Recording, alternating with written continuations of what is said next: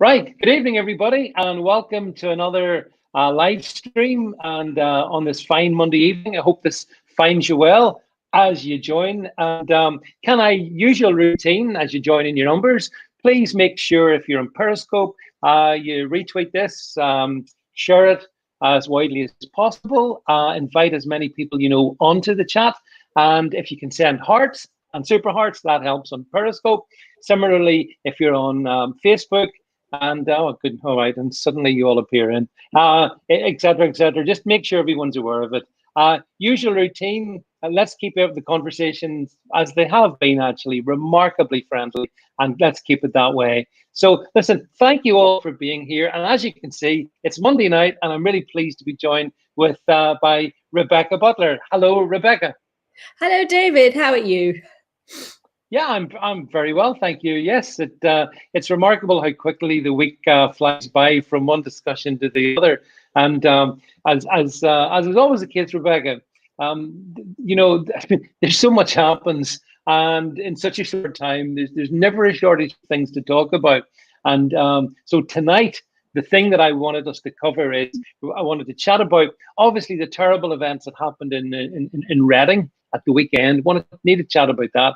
And then I want to talk about free speech triggered by the banning of my friend Katie Hopkins at the weekend from Twitter, and just more generally, where are we with the whole topic of free speech in in mainstream media, in big social media, and here in the UK, just more generally. So those are the topics, folks. So I hope I see Rebecca. There's a question come up for you. Have you taken the parlor plunge? Yes, I have.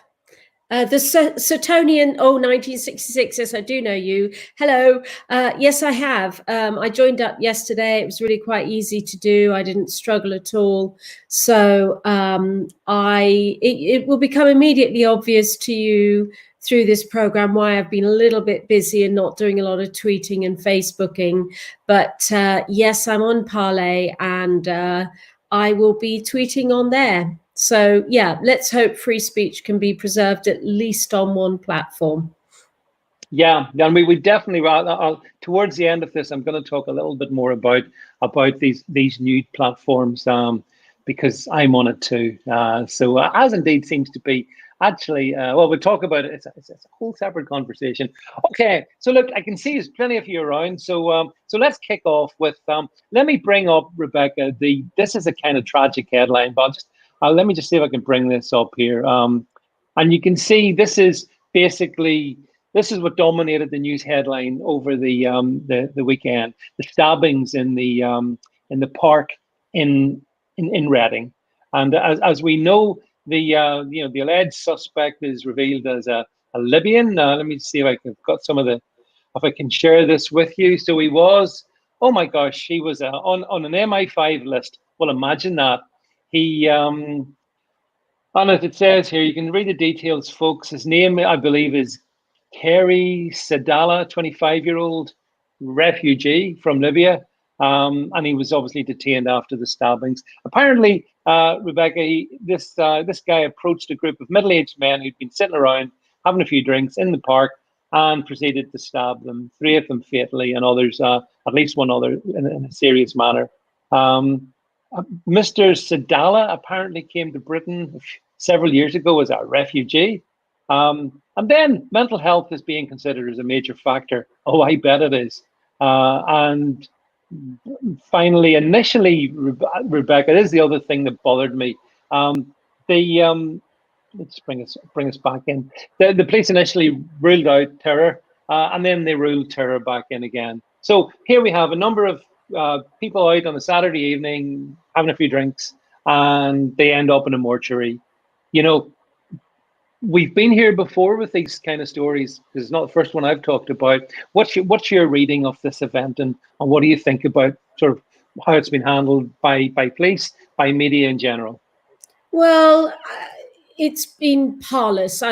I've been massively busy today, but I did pick up some stuff about the 7 o'clock news, Jon Snow on Channel 4, and some of the other coverage. I mean, anybody would think, by the way the mainstream media covers these events, that it's more of a criminal offence to sit in a park minding your own business than it is to go around stabbing people. So it just seems to me that the mainstream media manages every time to key into the way the public are feeling and to just clock into the national mood about these sort of things. It's almost as though they want to report them as an isolated incident. You know, it was only particular to Reading, or it was only particular to that particular park or that particular circumstances. Two of the victims were gay men. In fact, all three of the victims were men. Yeah. But two of them were a gay couple. I don't know if they were married, but you know what? Homophobia is rife in Islam or in Muslim countries. This guy is a disavowed Muslim, very much more anglicized or westernized by the way he was described. Clearly a nasty little liar in his asylum claim, because it appears to me that they've spoken with his family in Libya, and, you know, apart from his brother, who seems a bit bull goose crazy as well, his family seemed, you know, kind of rational, and his mother is beside herself with grief with what's happened. So his backstory doesn't quite fit the story he gave the immigration panel for considering his asylum claim. And it certainly sounds as though he was no such thing as a child soldier. So, I mean, I sort of look at the way the media deals with it, and I hate it. I want people to see this as the tragedy it is, because those are innocent lives. What on earth did they do to deserve to die? They were sitting there on a sunny evening enjoying their lives, and now they're dead. The sheer gravity of what's happened is almost lost on our mainstream media. It's not lost on our followers. Everybody's horrified by it. But it makes me wonder, and I do have some touch points on this, is our immigration system. How prostrate is the Home Office? And I can tell you the answer to that is very. They prepare their cases extremely poorly for immigration tribunals. I've represented at them. Quite a bit of a run on immigration review appeal tribunals, and the Home Office doesn't prepare the cases. They don't brief the barristers properly, and we go into court horribly underprepared against immigration solicitors and their barristers who've prepared the cases well. And, you know, you get trumped by stuff and you think, well, why didn't the Home Office tell me? I don't make up evidence.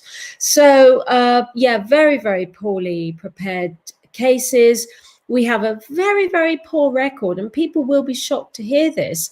When people are convicted of criminal offences, there's about 10 transactions that the court needs to go through in order to effectively report people to the immigration department, and to say, well, this is now a convicted criminal, and they must be deported, or they must be detained, or when they're out of prison, they need to be deported or dealt with. So there's a complete disconnect between our court system and our deportation system.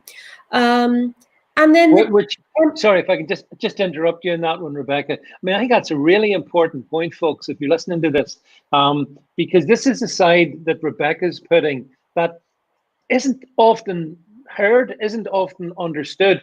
A lot of us, I think, Rebecca, simply because we're not involved from the legal perspective, what we see ne'er-do-wells who should not be in this country in the first place, and they aren't deported from this country in the second place, and innocent lives are cost as a consequence of that. So, you know, that's how the ordinary person, I guess, sees it. And they wonder and they scratch their heads and they think, well, how is the judiciary, how is the legal system, how is the government allowed this? And it happens time after time after time. This is not the first case. It won't be the last case.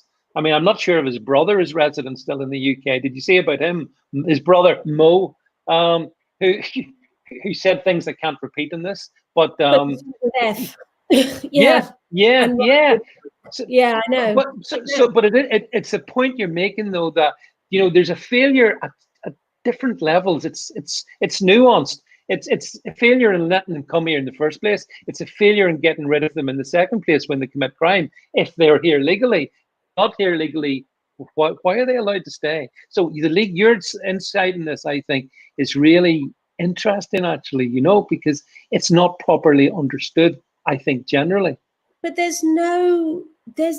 we have billions spent on IT systems in the NHS, in justice, in the court services, in the National Probation Service. Their computer system was a disaster, resulting in licensed prisoners getting lost. Different police forces, computer systems don't speak to each other. So you are reliant on the lowest paid member of the team holding, in effect, the most important information that needs to be transferred. Yeah. It's almost like Neil Armstrong saying that it's no comfort to me to know that I'm sitting in $23 million of the lowest US tender as Apollo 11 took off. And it's actually the same principle here, that the cheapest person to be paid is the one who the other body, the other government organization relies on to get that information through. I mean, the whole reason that Ian Huntley wasn't known about of the Sohan murderers was because Cambridgeshire police had no access to Lincolnshire police database. And if they had it, they would have known that he'd been tried or up before the courts 5 times before those girls were murdered. So just stupid non-connect between the big organizations in our country that make the difference. And it is shockingly poor. It honestly relies on the clerk of the court in the magistrate's court. Sorry, I can see the dog hopping around in the back. It relies on the clerk of the court to actually write a letter. Now that's daft. There should be much better connectivity between the criminal justice system and the people who deal with deportations. And it should be automatic. It really should. I think another point that you made there, Rebecca, was that, and it's one that we can talk about, and it's reasonable to talk about it.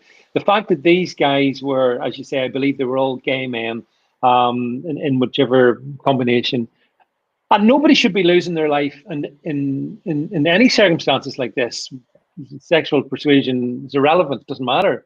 But the reality is that the guy that did the alleged killer, is a Muslim and of Muslim heritage, etc., etc. Apparently, he'd wanted to go and fight for ISIS in Libya. So I'm thinking that might have been a clue. He wasn't exactly on the side of the Brits.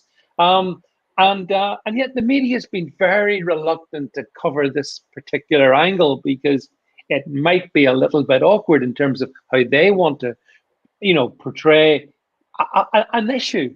I'm not saying it relates to all Muslim people, but there is a percentage of people who follow Islam who have a problem with gay people. And in this case, this guy he murdered 3 gay people. I mean, if he had been a militant Methodist, I think the media would have been all over that one. Methodism must fall. But because he's not, don't want to talk about it. They're coward, the media. I know. I mean, the other point I would say is if they want to go and fight for ISIS, I'd pay for their airfare. Let them go, because their life expectancy is really low. So I would let them go. I wouldn't blooming well let them back, but I would definitely, I give them a first-class airfare to go and fight in their battles because they die. They've got a life expectancy of about a year, I think. So off you pop and go and fight by all means. Just go and shoot each other. I don't care. But but we have the other thing I think people kind of have a clue about but don't really recognize is that under the EU treaties of freedom of movement, we are now bound by the new jurisdiction of the European Court of Justice, which does adjudicate on the four pillars of the EU. And one of them is freedom of movement of people. And under that jurisdiction, they have started making human rights decisions. So not within European Court of Human Rights, but within the European Court of Justice. Now, the European Court of Human Rights is not an EU institution, but the European Court of Justice is. And under the Lisbon Treaty, it took on this jurisdiction of human rights. And because of the freedom of movement of people, which is one of the sacred pillars of the EU, we couldn't deport EU criminals. In fact, it wasn't only we couldn't deport them, we had to allow them in, even though they'd committed serious offences in their own countries, because those countries were not under an obligation to tell us about their convictions.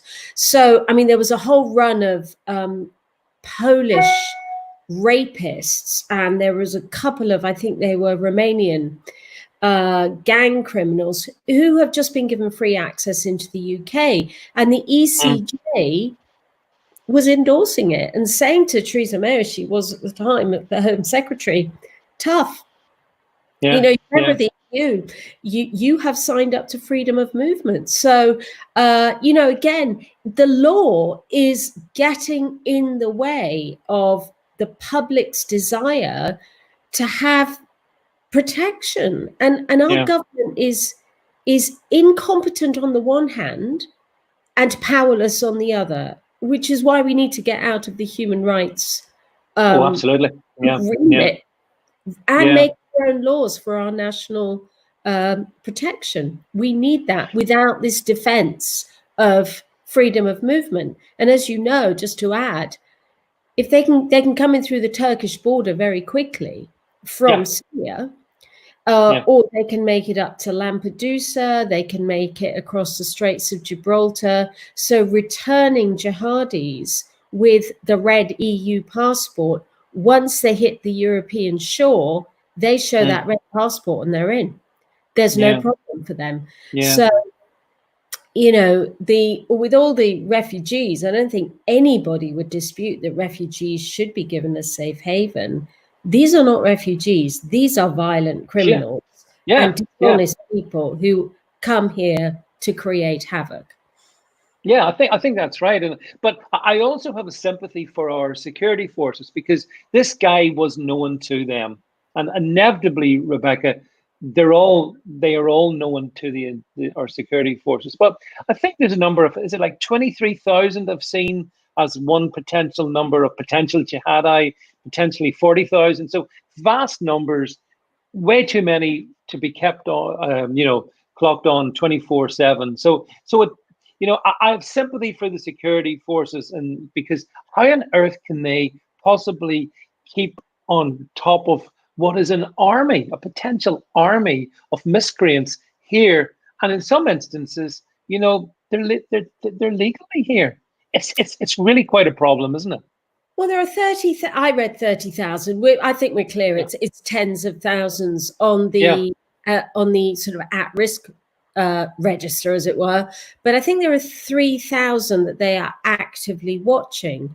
Now, how many police officers does it take to watch 3,000? That's probably a lot. There are probably 3 or 4 per watched person. So, you know, you're talking about a huge amount of manpower. But you know what?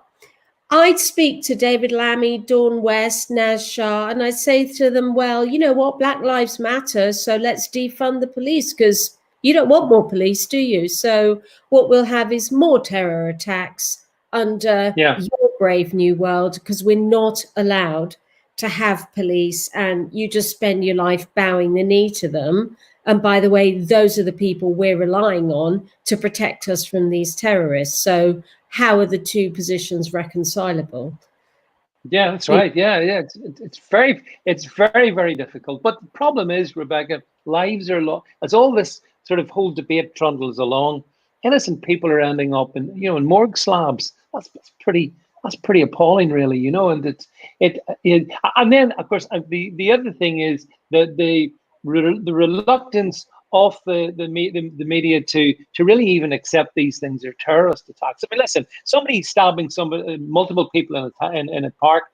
I mean, what is that other than terrorism? What other word could we use to describe it?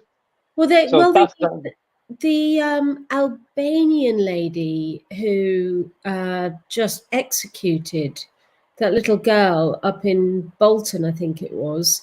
It was described as a mental health incident, as she's screaming out some sort of violent, hate-ridden putrefaction of language, and it's just called a mental health incident. I mean, we do deserve to know more. And the problem is they undermine their own credibility, because these days there's always somebody with an iPhone and a camera. And in the old days, we'd have just believed them. But now we actually see the fact. We see the story as it unfolds. And I think, as I said to you last week, where mainstream media fails is they think we want to know their opinion, and we don't. We just want to know fact. That's what they're there for. We don't care what they think. This is where social media has come into its own, Rebecca, because even on Saturday night, there were people on social media in that area from Reading, from where it happened. And obviously these things are, instantly people are talking about it. If they're not filming it, they're talking to other people. So it was very, very obvious, I think, within about an hour or less, something really bad had happened. It was most likely a terrorist attack. And yet the media and the police were still playing along with this notion that, well, we're not sure, we mustn't rush to judgment, blah, blah, blah. I think it undermines public confidence in the authorities, be they at legal end or be they the policing end, and particularly be they in the media. No one should have any confidence in the media, by the way. So hope you all lose that one, because it's really, you're going to be permanently disappointed. But so it was a terrible event, and as I say, I think there will be more of these events until this country faces into what is a very difficult problem, but it's one that there seems to be supine political will to do anything about. But regardless, Rebecca, we're gonna move on to the next topic, and let me see if the magics of technology work.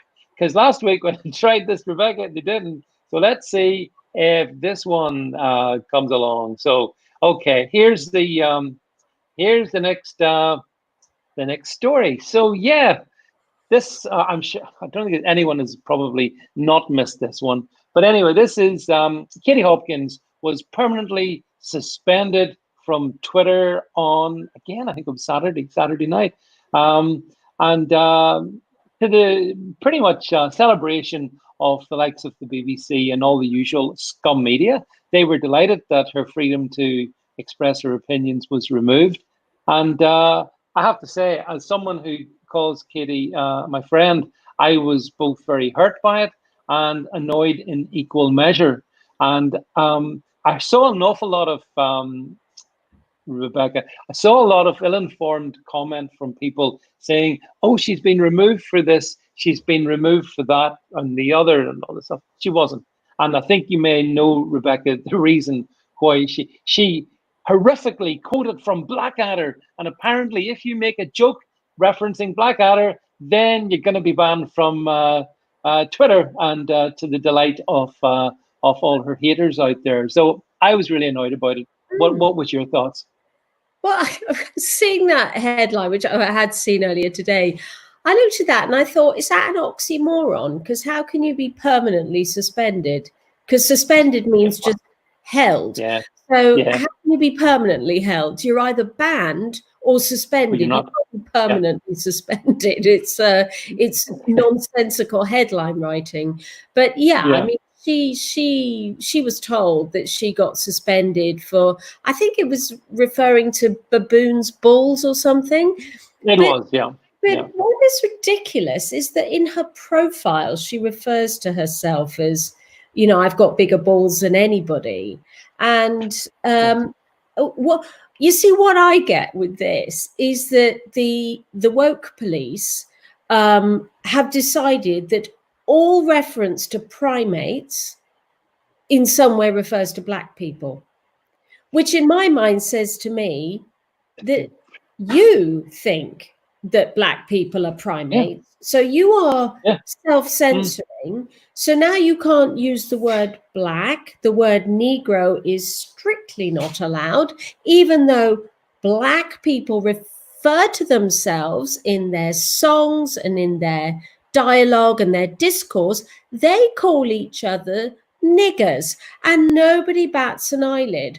But of course, I would never use it as a derogatory term to somebody because it is derogatory. And yeah, sure, they can be as derogatory as they like to each other. But how the hell have we gone from that to very mention of a primate automatically triggers a racist incident? So what is the yeah, next word? I mean, yeah, do we now attack bananas because primates eat bananas? I certainly remember, and yeah. those of you who do know me know I'm an Aston Villa fan. In the old days, watching the Villa, whenever the black players from, say, West Bromwich Albion came on the pitch, the Villa fans would throw bananas at them. If Mark Walters came on the pitch, they never threw bananas. The West Bromwich Albion fans threw them, but you never ever did it to your own players because they're in your tribe. But, you know, and it was hateful and it's a disgusting thing to do. And it stopped. Football really got its act together. But, you know, I'm just saying, you know, a banana was the sign of racism in the 1980s at football matches. So now you can't refer to a baboon without some perceived slight. Honestly, what is it going to be next? Really? It just is. It just shows the mentality of people who think she needs to be banned. It's so simplistic and childish. It's hateful.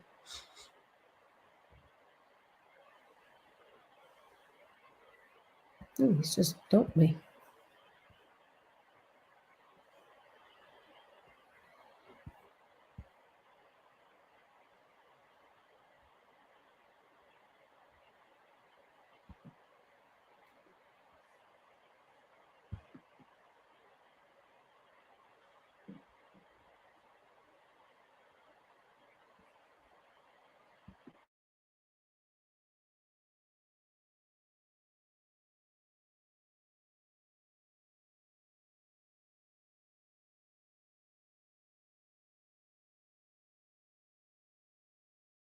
Okay, guys, thank you. Right, I've got you now, Jed. Thank you for telling me that. I didn't realize David has dropped. Here, it looks like he's coming back. There he goes.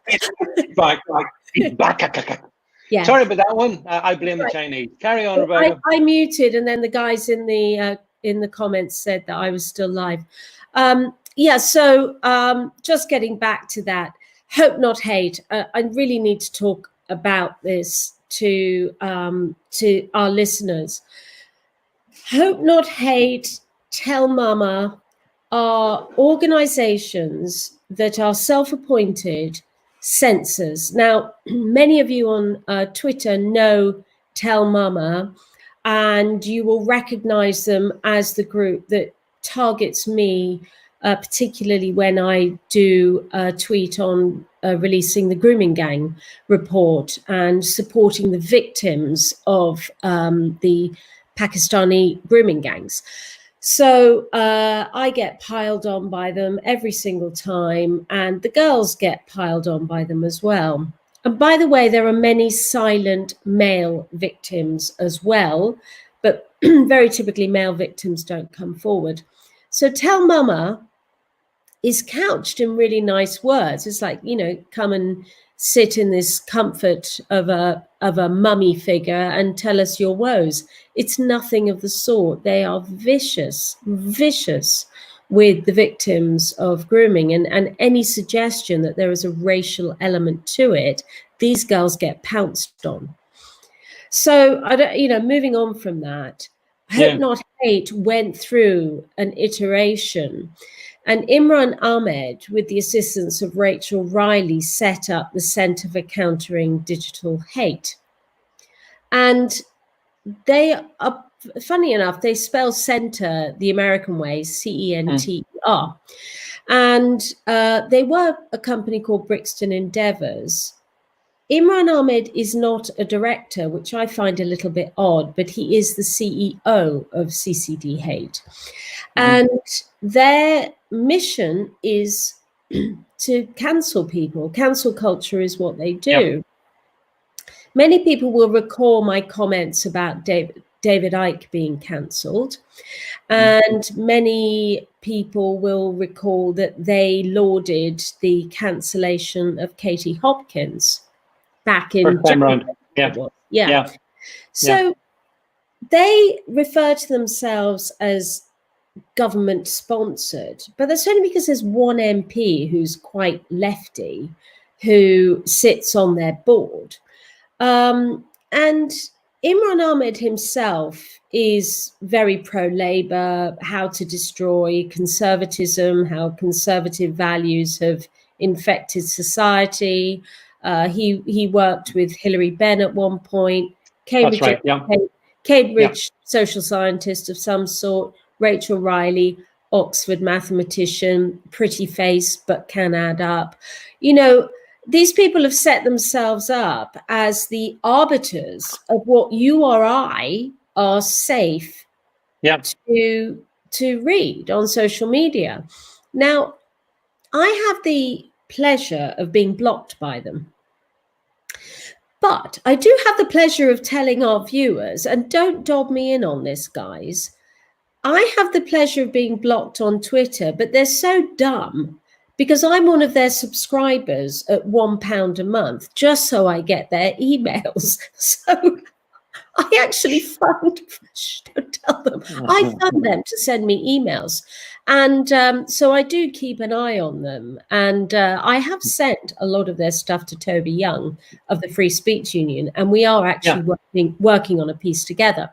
I also wrote to Julian Night MP, who's the chair of the subcommittee for the DCSM in Parliament, complaining about these cabals that set themselves up and decide what is and isn't appropriate for us to watch. Because, with censorship, like, we pay for a British board of film censors. So it is useful for parents bringing up children to know that a sort of a properly constituted statutory board has been set up to sort of categorize films. And I kind of like to know if something's an 18 or a 15, because I maybe, maybe I want to watch a chick flick and maybe it doesn't do what it says on the canon. Maybe I don't want to watch an 18, or maybe I do want to watch an 18. So I find it helpful, but I also find it comforting to know that they're a statutory body. CCD Hate is not a statutory body. It's a private company. Mercifully, it's only got 8,000 followers on Twitter, so it's obviously not that popular.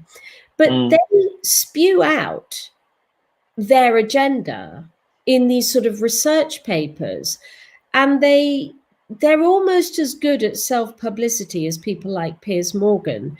Sort of, they've convinced themselves they're highly relevant and necessary, so they go about demonstrating how highly relevant and necessary they are.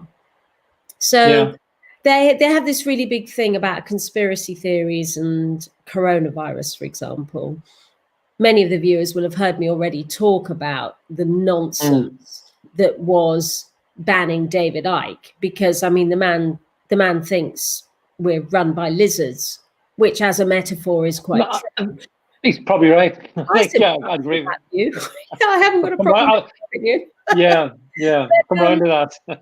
At no point did David Icke ever suggest that people should burn down 5G masts, and yet they lauded it as a victory for the common man, that they had cut short his career on the main social media platforms. Actually, only 20 masts were attacked, only 20 out of 40,000. Yeah. So they don't half exaggerate their own value. And with David Icke, all they did was push him onto another platform on which he earned even more money. So, well done, guys. What did you actually achieve? Now, given that the social media platforms have taken a very strange view to coronavirus, but the one who gets my award for being the best is Facebook, because Mark Zuckerberg actually is very anti-censorship, and because he has control, he doesn't let them misbehave. So not many people can tell Mark Zuckerberg what to do. I know he's not perfect, and I know Facebook's not perfect, but their algorithms actually work in favor of free speech. So, for example, anti-vaxxers have groups on Facebook. Now they're just marked as anti-vaxxers and not justified by the science. But on YouTube, you could be banned for disputing the narrative on coronavirus. Oh, yeah. But seeing that the WHO disputed its own narrative on coronavirus, now how do you know who to... I mean, if you support Sweden, you're with the WHO now. But if you supported Sweden, you were against the WHO 2.5 months ago. So just leave it. People aren't that stupid. But part of the problem as well, I think, is, Rebecca, if we go back to Katie for a second, I mean, Katie was sitting on Twitter with over 1.1 million followers. And even if a number of them were haters, that's still a very large audience, more than most people will ever dream of. And I think that people like CCDH and the other oxymorons, hope not hate, more accurately portrayed as hate not hope, resisting hate. They're resisting reality, certainly not. They're all oxymoronic, just like Tell Mama. Actually, that's a good one you picked up on too. But these organizations do seem to wield considerable power when it comes to Twitter, which is a very significant social media platform. Why is that? Why can, for example, they get a meeting, which they did have back in January, including some of the people you mentioned there, with the Twitter's UK, whoever's in charge in the UK, they were able to do that. If Katie had have wanted a meeting to put her side, not going to happen. Why is that? I did ask this question of the select committee, and I said, how does an unelected Quango, how do they get access, and on what's their mission statement? What's their agenda? How can I get rid of them if I don't agree with them? What's the statutory basis for their authority? And the answer is there isn't any. And Julian Night has not responded to my letter. It was a pretty long letter where I set out the law and I set out the facts with Hope Not Haters, hate. And now I find that Imran Ahmed is chair of a steering committee now. So their power is growing. Now, he went on Talk Radio and was boasting about Katie Hopkins, but anybody knows, every single one of our viewers, you, me, follower numbers and profiles on Twitter for people like Piers Morgan, Katie Hopkins, you, me. Those are curated, right? You create your persona. It might not be your real persona, but you create a persona and it's marketable. For Katie Hopkins, it is her livelihood. For me, it's a hobby. I'm quite honest about that. I'm not a blue ticker. It is a hobby for me. It's not for you. It is for me. So it doesn't really matter that much. But for Katie, it really matters. It's her job, it's her livelihood, and it's her personal space. It's her private entity is all those 1.1 million followers. They're desperately important to her. And as I said in my letter, we have no freedom of association right now. Article 11, no freedom of association because of coronavirus. Social media is our only freedom that we have of association. So they're curtailing that by not allowing us, our clan and our group on social media. Yeah, it's very insidious the way that it's being done. And I mean, the other thing is, when I consider that Katie was banned for making just a joke, and I've seen some of the stuff that's been tweeted at Katie, and I obviously know the stuff that's tweeted at me, and I'm sure, Rebecca, you've endured it as well. And it strikes me that people can send the most horrible, nasty, lowlife venom our way, and that's okay. Jack's okay with that on Twitter, but God forbid you make a joke referencing a baboon's bollocks. I mean, that's really, it's such a strange double standard. But let's move it on a bit. So I mean, yeah, Katie, very unfairly and outrageously dealt with. And for those watching, I hope to catch up with Katie later this week. So watch this space, and you'll be able to hear from the baboon's mouth. If you're watching, Katie, apologies for that, but you know what I'm saying. But watch this space. Katie. but and by the way, as someone's mentioned here, Katie's on Parler. She's got 55,000 followers already. They won't stop her. But here's the broader conversation. Really, it's not just about people that very high profile people like Katie that whose free speech is being censored. It's much broader than that, isn't it, Rebecca? Very much so. And the Free Speech Union is busy. We're very busy. I've got a caseload now, and it's all voluntary, by the way. Nobody gets paid for doing it. I don't include myself in this categorization, by the way, David, but there are some amazingly talented barristers doing this for free. There are some judges who are retired, who are helping out, and we all discuss stuff with each other. What I've been particularly involved with is the academic cases.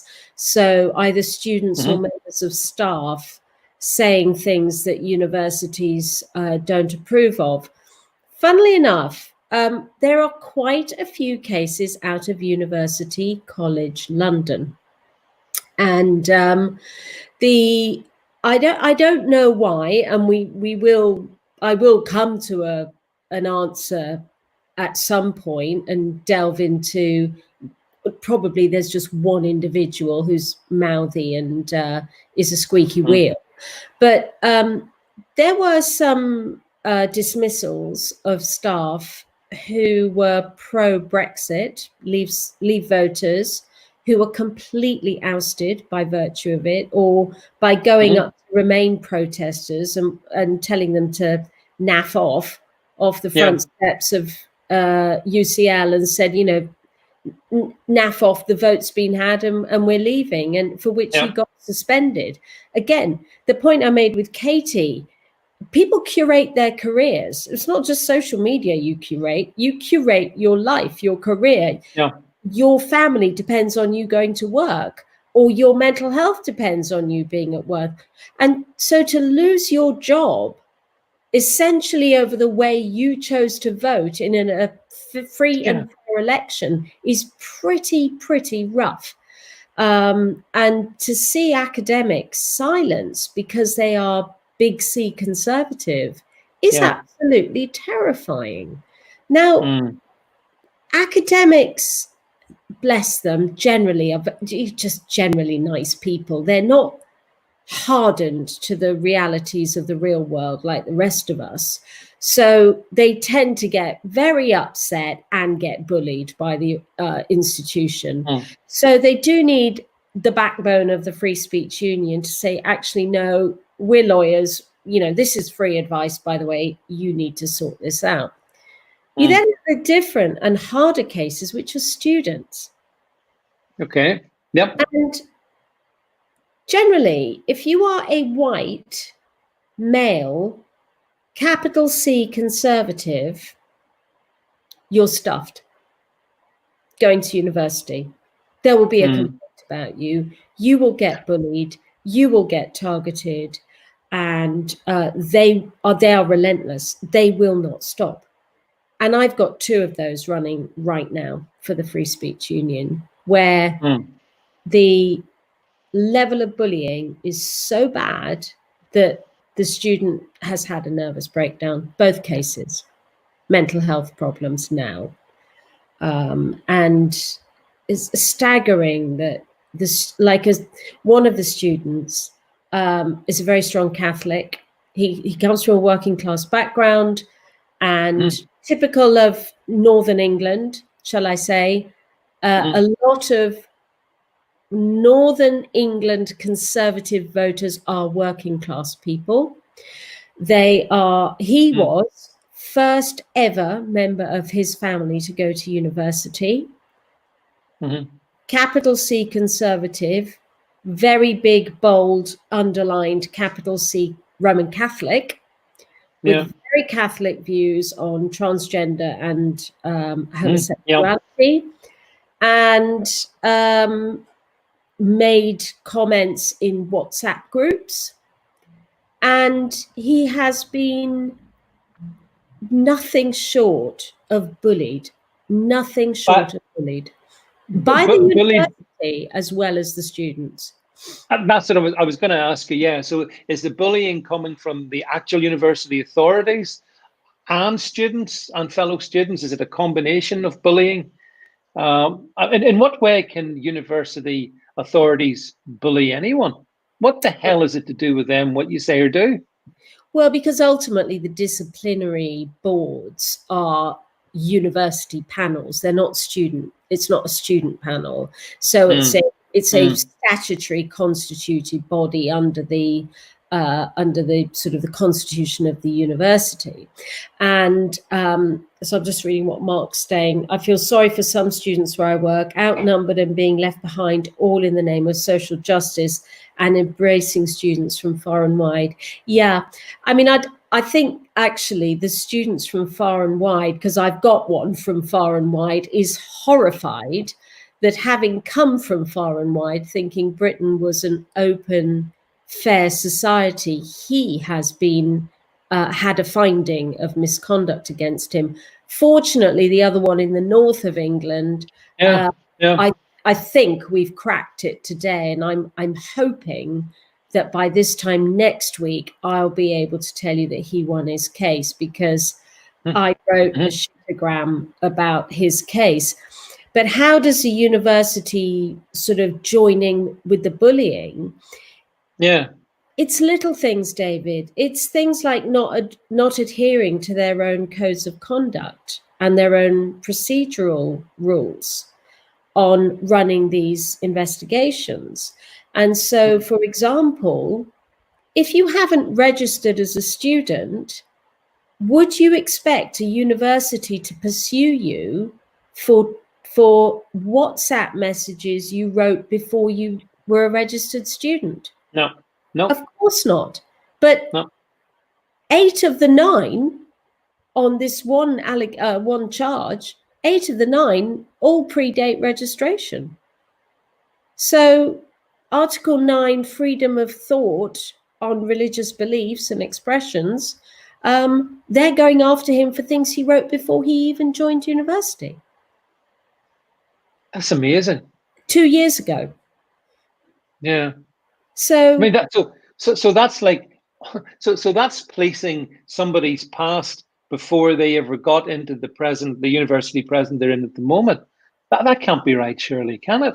No, and also, you know, the sort of the group think and the group speak amongst the sort of the seniors, the staff.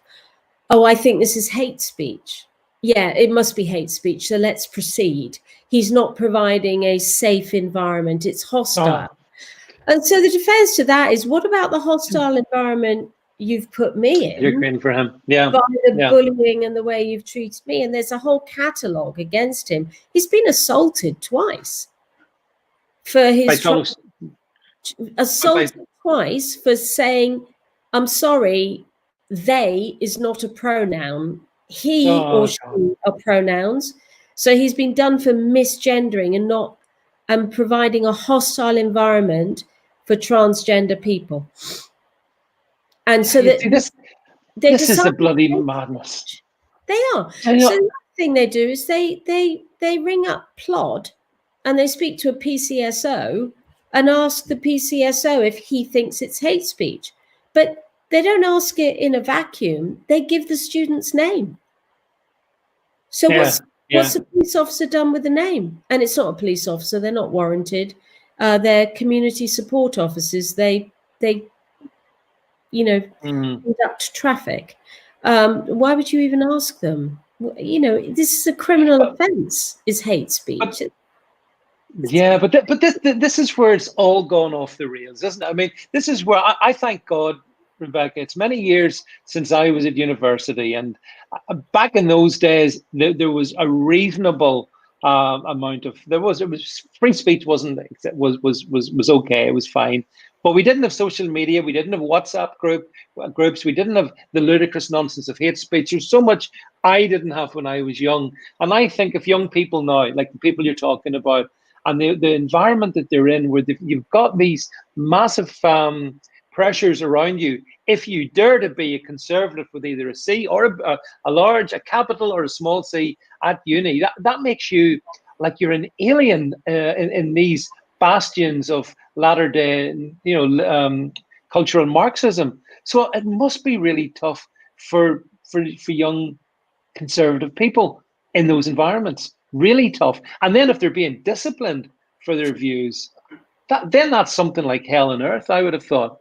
Yeah, I mean, I always defend the free speech cases with freedom of expression of religious beliefs, the Article 9 right, because, you know, one of the charges against this guy is homophobia and transgender phobia, because he refuses to use they and says that's not a pronoun, he or she. And it's the whole God-given birth, you know, what are you? You're either a male or a female. There's the odd hermaphrodite who has XXY, but by and large, there is, like 99.999% are XY or XX. Fair dues. Most normal, reasonable, rational people accept it. Also, most normal, rational, reasonable people say, if you want to change it all over, fine. Go ahead and do it. I don't care. Fine. I haven't got an issue with it, but please don't bore me to tears with insulting you just because I get the pronoun wrong. I'm really sorry, but it's tough. So if an Islamic student had said that, that would be a protected category of belief under Article 9, because Islam, as we all know, has a hateful attitude and a murderous attitude to anybody who doesn't conform to heterosexual norms. So they advocate throwing homosexuals off the tops of buildings, and they still do that in Saudi Arabia. So if he had been Muslim, they wouldn't have touched him. They'd have said, oh, it's just because of his religion. He's entitled to that belief.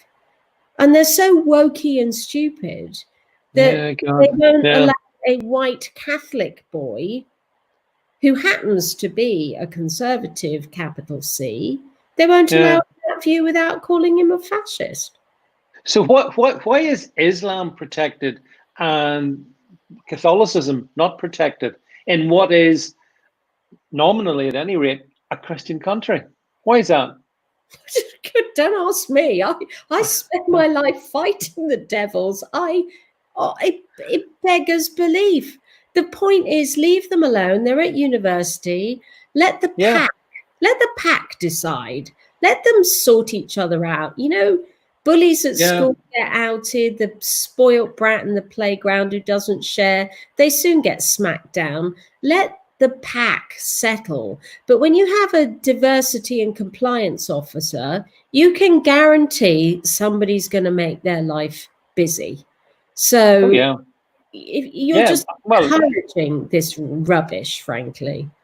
Yeah, and this is why universities being spoiled. I mean, it's a conversation for, we can have this one another time, but university is being spoiled because freedom of speech lies at the heart of being educated. You know, being able to take different views and different perspectives and think about them and debate them and engage with them. That's the essence to me of education, and that's what is kind of gone missing in action in universities, which is ironic in the extreme. And that's made, I wonder, is that, Rebecca, why so many young people, we see them coming out of uni and they're little cultural Marxists, you know, with their absolutely worthless degrees in, you know, in feminist studies and basket weaving and all the other irrelevancies that now constitute tertiary education. It's sad to see university so disfigured, but not least in the most fundamental thing, being able to have freedom of thought and diversity of thought as well. Those are the things that have gone missing. Sad.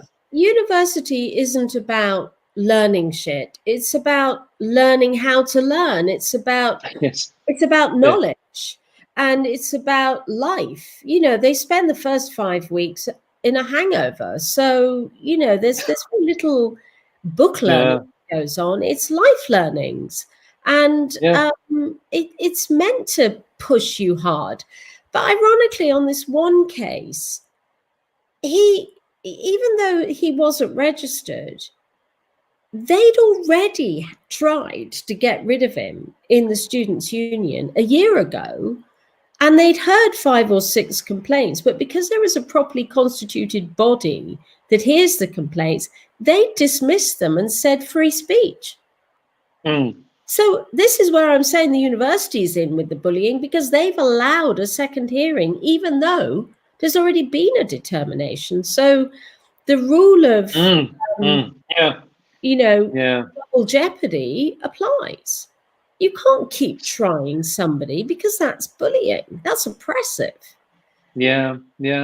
And it's so antithetical to what a university should be about. But it is just so distressing to see that, be it at university, free speech is under threat, be it on social media, free speech is under threat, be it in the mainstream scum media. Well, there's no free speech, is there? It's a complete hollow echo chamber where, you know, Piers Morgan gets to rant and the rest of the world sits and listens. So there's just so little free. It's being squeezed. So I guess, you know, the thing about that then, what I take is, Rebecca, all the more reason. Let me see if I can just bring in all the more reason. Oh gosh. Why? Or hang on. Yeah. Parler. I need to ask, right? So those on the stream now, those chatting, is it parlay or parlor? Because with my Northern Irish expression, I'm calling it parlor, but I could be 100% wrong. The main thing is, I don't know, folks. What do you think? What's the answer to Rebecca's question? Give us the parlor. Either. Vicky, okay. Parlor. I think it's parlor. Maybe down Southampton way. That's different. I'm going to be exotic. I'm going to say. Yeah. You got the Southampton patois. But the main thing about this one, folks, is I'm just going to remove it now. But the main thing is that we have another alternative platform for free speech, and I would recommend everybody. I think a lot of you, from the looks of it, are on it. And I've taken a decision that I'm not leaving Twitter, but I'm also set up a base on Parler so that I can talk about some of the things, Rebecca, that, if I say on Twitter, there are two genders, well, I reckon I might get a little notification from Twitter telling me, you got to remove that because it's against their terms of service. And that's hateful to me because, I mean, again, we shouldn't be feeling victimized for talking about things that we genuinely believe and in many instances are fact-based. But you can't do that. So on the likes of Parler, I hope to be able to talk about some things like that. So can I suggest that if you're not following me there, please do. Please follow Rebecca. She's on it as well. And a lot of the good people that are on Twitter have moved. And I might say, Rebecca, that, I found it a pleasant. Twitter sometimes feels like wading through a sewer. Not the good people, but the bad people that are on it. The venom, the hatred, the awfulness. And it's nice to go somewhere, maybe it's just nice to go to a little room where there's not as many people, but the people that are in it are good people. But you see, the one failing of it, which maybe we should end on, which is the failing of Twitter and the strength of Facebook, is that you can be anonymous. You can set up a profile in any old name and no idea who you are. Whereas on Facebook, you are identifiable by and large with a name. And so it does frustrate me, although I always am my name. The nastiest people who make comments to me are anonymous pictures of Alsatians or flowers, or describe themselves as yummy mummy, and they're absolutely vile. So anonymity, it will eventually get the toxic side that Twitter has, because just like Katie, of her 1.1 million followers, she can guarantee a percentage are haters and just following her for the purpose of trolling. That's going to happen on any platform where you are allowed to be anonymous. Well, yeah, I mean, it's an interesting point, and I have to say, I've already had a couple of my own trolls who jump across to howl abuse, but there's a very effective, mute them, get rid of them button that we can use. But I agree. I've always been like you, Rebecca. I've always only ever been me. I don't have any other accounts. I've never no desire to have clone accounts. It's always just me. And I a lot of the people that I like best, even on this stream here, are in their own name as well. I know for work reasons, some people do maybe find that an issue, but on Facebook, you always are your own name. Isn't that right, Rebecca? Yeah. It's quite a fundamental difference, isn't it, between the Facebook model and the other social media. The thing is that Parler, though the guy that's running Parler, I think he's very open to suggestions and ideas to make it better. I mean, I think this weekend saw the biggest movement of Brits onto Parler that there's ever been. And I'm doing my best to encourage as many to keep going, keep coming over, because we can change it. Rebecca, we do this discussion because we want to share thoughts to invite people to think about things maybe differently or whatever, so that we can maybe make good change for the good. And we need that in social media as well. Twitter is rotten in so many ways, yet I'm pleased I've got many good people on it, but we just need to get away from this infantile ability to hurl abuse and death threats and all the rest of the stuff anonymously. Because if any of those trolls ever put their names to it, Rebecca, you and I know they'd end up in court, as did happen one of mine. Yeah, well, I know, but I with my trolls, I don't block them. I have a policy of liking to know where the nut jobs are. So it almost vindicates myself as not insane to see how insane some other people are, all things being relative. But I mean, I was absolutely horrified that Hope Not Hate, there's CCDH, blocked me. I mean, talk about cancel culture. That's ridiculous. All I ever did was say to them, what on earth are you thinking pushing David Icke onto a platform run by a Class A addict? And you've enriched him, so I bet you didn't plan for that. Blocked by the whole lot. Every one of them has blocked me. But you're right. But they are cancel culture, though. You're dead right, Rebecca. I mean, basically, the fundamental battle is between those of us who want to debate and to discuss things in a friendly and amicable basis, and those, and actually that means people diametrically opposed. I have no problem with some person holding, Alistair Campbell views 100% opposite to me. I'd have no problem debating with him so long as he stayed civil. No issues with that at all. I want that. I don't want to cancel lefties. People like George Galloway. I don't want to do that. I want us all to have a say. But CCDH, hope not hate, resisting hate, blah, blah, blah. They only want one thing: to shut you up. Yes. Yeah. I mean, I had a spat with Andrew Adonis over HS2. And, because he was advocating it. And I said, well, of course you would. You're on the board of HS2 Limited. Do you perhaps have a conflict of interest? And actually, he and I had a very perfectly pleasant exchange over it, at the end of which we sort of went by that way. It is possible. It is. He is Andrew Adonis. I am Rebecca Butler. We know what we are doing. He can Google me. I can Google him. You know what you're dealing with. But CCDH only want to hear what they want to hear. And I'm afraid they believe in their Oxbridge ivory tower that they can tell us what is and isn't healthy for us. And I hate it. And so parlay, I've been told by a couple to say parlay. So parlay it is for me. I'm going to have a really good pop at it and see what I can get away with on there, and see how far I can go. Because I do moderate what I say on Twitter, because I don't want to be banned. But let's see what happens. It could be fun. Well, yeah, and one of the other good things about it, it's more than 260 characters. So if you actually want, you can develop an argument a little bit more than you can on Twitter anyway. Yeah. I know Facebook you can do a bit more. So I see potential in it, and oh, he's gone again. So while he's you're there. No, he's having technical problems.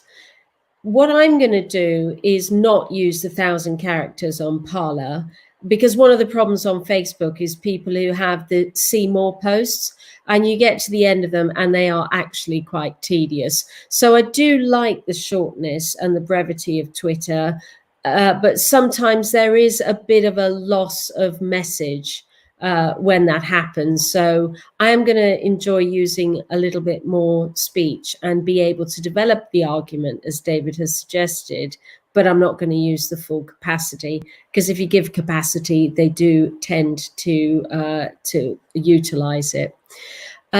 I hope David is going to come back. I don't know where he's disappeared off to. But I think we are, Kez Yuda boss now, Rebecca. I don't know what's happened to him. He's got lots of technical problems this evening. So while he's coming back on, though, I would like to say to you that I'd like to know your thoughts for next week's discussion on whether a political party should throw a member out, maybe they're a councillor or an MP, with a political office, if they express themselves on Twitter in their anonymous capacity, so an avatar, a name that doesn't identify them, and a bio that doesn't give away what their political allegiances are, should they be banned from the party for having views that are deemed to be a little bit on the fringes? And I'm talking about either, say, Labour MP who says, for example, like Ken Livingstone did, that Hitler was a Zionist, and how that whole discussion evolved over what Zionism was. Was it an insult? Was it a recognition of a historical perspective? How did Zionism turn, like I was talking earlier, into primates? How did that turn into a racist comment? Equally with Zionism, I was massively confused at the time over how a statement of fact had become a pejorative term. And I must say at the time, I did think Ken Livingstone came into a lot of stick for just saying this is the historical record, because it is true that Hitler did offer a state to the people of Israel before the concentration camps. So it was an interesting discussion about what should and shouldn't be allowed on the fringes of political parties. So, David, I've just ad-libbed while you were having your. You did superbly. Sorry, it's your show. No, you did really well. I mean, I just should sit here quietly. That was brilliant, Rebecca. Like, thanks very much. Sorry about that one, folks. It's been a techno nightmare in a different way this week, but such is the fun of live broadcasts. But Rebecca, look, a big thank you very much for being with us here tonight. It's lovely to see you on these Monday evenings and share these really interesting conversations. Hope you've all enjoyed that tonight, folks. Gone on a little bit longer than normal, but I haven't been here for all of it, so you know. David's back in the room. Yeah. So listen, folks, thank you all for being with us. Thanks for your kind comments. We both appreciate them. And I'll catch up with you the next day or two. There'll be some interesting stuff coming your way. Just watch your space. Bye for now. Bye.